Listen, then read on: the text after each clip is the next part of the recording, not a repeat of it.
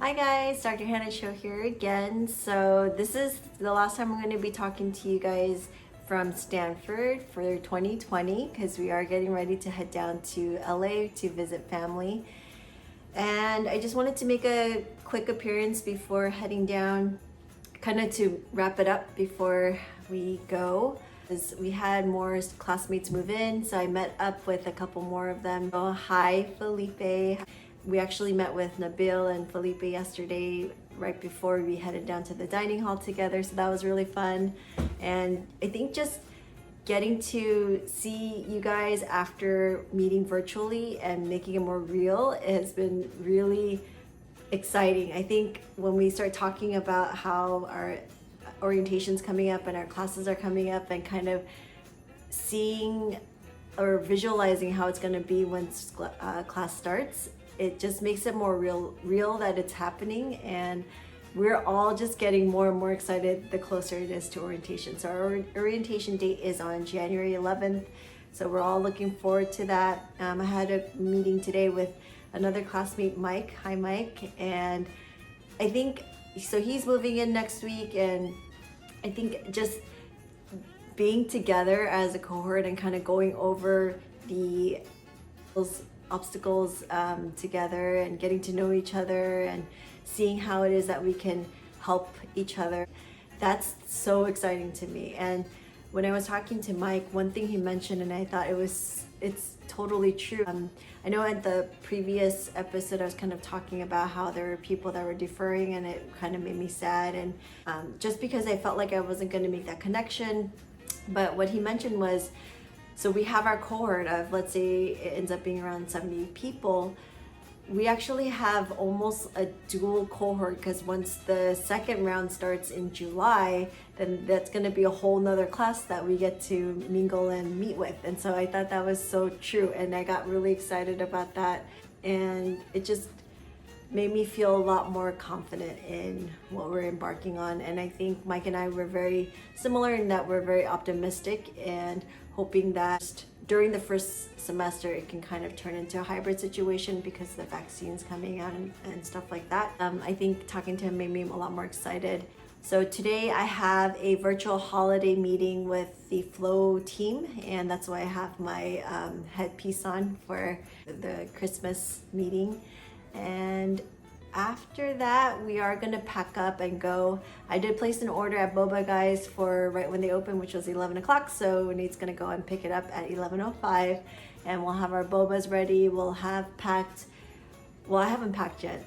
I'm the type that will just throw things in at last minute. So I will have packed by then, and then we're gonna try to head out of here by 12 o'clock so that we can get to LA by 8 o'clock. So we probably will pick up lunch on the way out, and then closer to when we're in LA, maybe pick up some dinner, and probably gonna stop at a couple pit stops for gas and stuff like that. And then, oh, another great thing that happened was, so I just poked my eyes. I told you guys we had a full size bed that we were sleeping in, and it is tough because I think during college, undergrad, I had a twin size bed, and I remember feeling like that was normal because I grew up with a twin size bed.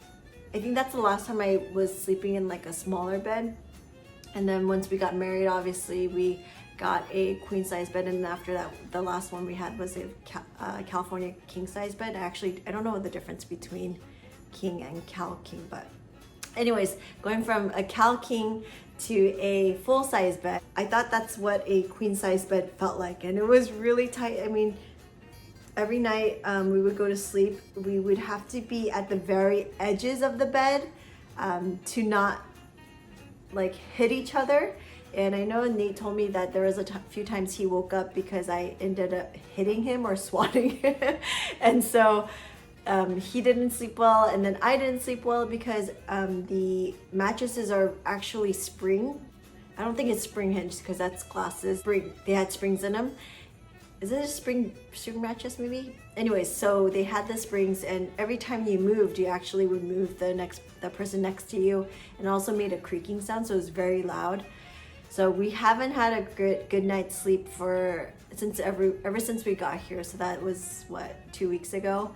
So yesterday they came in, they put in the queen size bed, and I didn't think 6 inches would make a big difference, but my goodness, when I'm looking at the bed now and when we're lying on it, it's so different. It feels like we can actually move around and not have to run into each other. So yesterday was probably the best night's sleep I ever had. I think you guys can probably tell that I'm a lot more energized today. But man, sleep really does affect you in general. Another thing that happened, and this is totally my fault, I still feel really badly about it. So I, for some reason, have a really hard time scheduling my schedule. And so if I've had help in the past. I had somebody whose job was to schedule my stuff out, making sure that I didn't double book myself. Because what I end up doing, and I don't know if you guys do this, I double book myself. And I don't know what it is. It's weird because when I'm putting in the schedule, it usually is that there isn't conflicting schedule. But for some reason, when I'm looking at my next day's schedule at night, I notice there's 2 appointments at the exact same time, and I don't know how it happens. So I had to reschedule because I had a Q&A session with some optometry students that wanted to learn a little bit more about private practice. And then I also had our virtual holiday meeting at the exact same time, and so they had to reschedule the other one. But I felt so bad because I hate canceling or rescheduling appointments, and I had to do that this time. And I'm just wondering if you guys have any suggestions on how to, I don't even know what it is I'm looking for.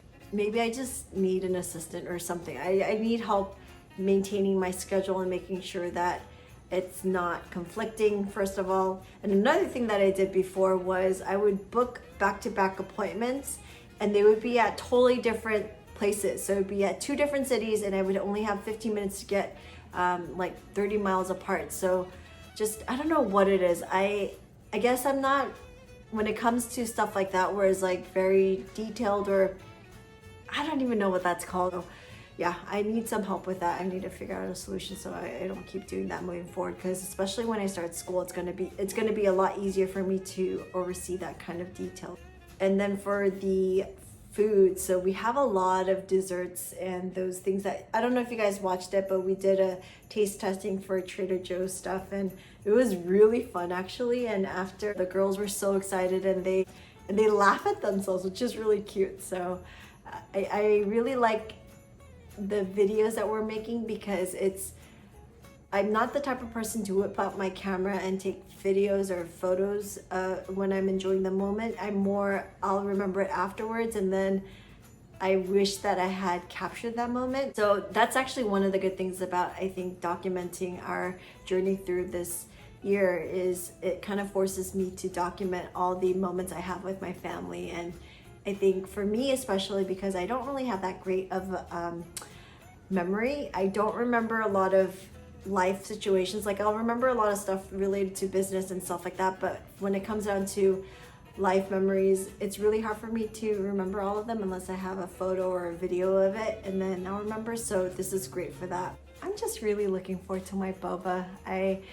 So this is just for people that are interested in boba, or like, I get boba from Boba Guys, and I'm going through their menus and kind of trying different flavors out.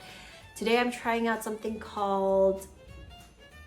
with uji green tea, and it's like a brown sugar drink, and it has oat milk, and then obviously I got boba, and I have upgraded myself, so I'm actually getting a large size because we're celebrating, and I don't know, I'm just really excited. Christmas is my favorite holiday of the year, and I'm just excited to see family. Just really thankful for where I am at this point. I'm just so thankful to God that, you know, I have this opportunity, and the girls are really excited to go home and see family as well. And I'm just so excited with all the new friends that I'm making, and just so thankful in general for everything, and just very looking forward to what next year has to bring. And I don't know if you guys noticed, but I kind of changed the art, and it was kind of from a little research on YouTube, and also some feedback that I got from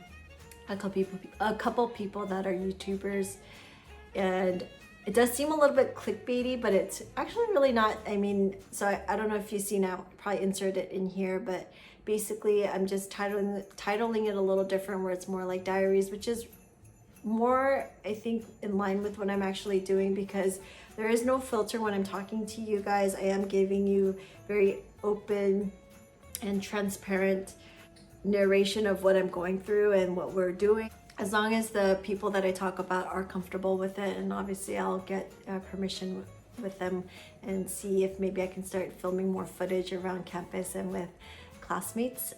It aligns more because I want to make sure it's very authentic, and I came here because I wanted to build my business up and scale it. And I've heard the word unicorn maybe a year ago, a year and a half ago. I didn't know what it was, but if you guys look it up or already know, it's a company that's privately held and is valued at about $1 billion.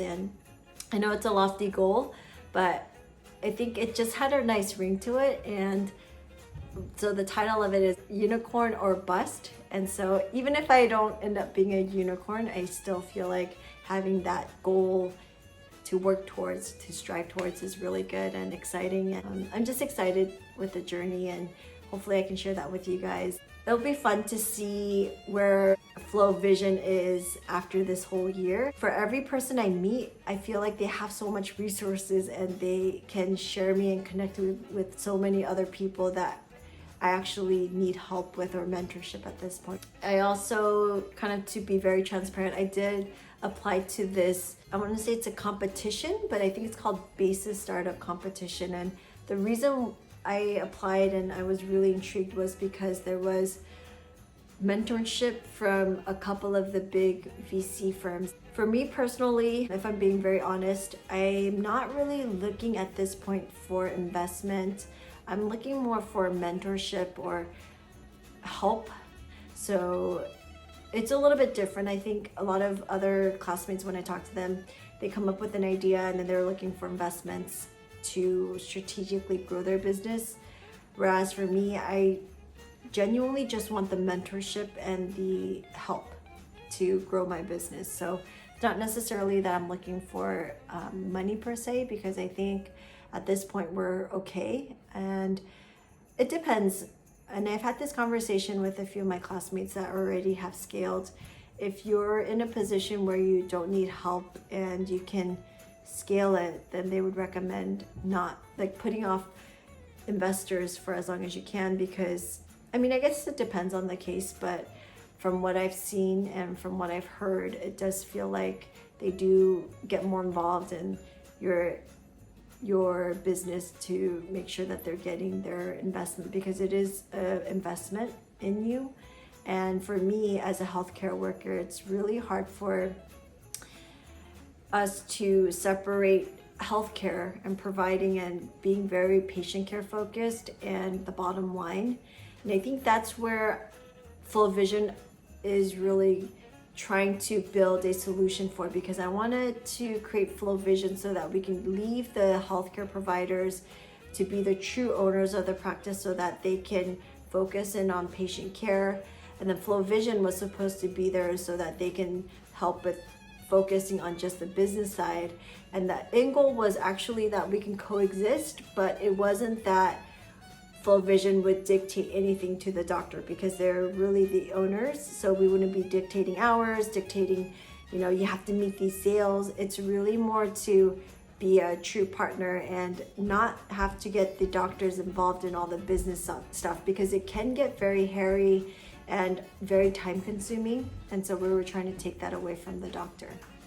We'll see. I think that would be the fun part of this journey. I can say this now, and then in a couple of months I could have totally changed my mind, because I'm learning more about it. And to be honest, I'm not really well versed in a lot of this stuff, and that's what I'm here for, is to learn and open up my mind to more possibilities. And I think at the end of the day, if it's helping patients, if it's helping other doctors, then there's no reason for me to be against it. So I'm coming into this class with a very open mind, basically, and just willing to learn and get my mind stretched and absorbing as much as I can like a sponge. Yeah, next time I see you will probably be in LA. I don't know if I'm going to be filming anything down there, but I definitely will be documenting it. So I guess I'll see you guys at the next episode. Bye.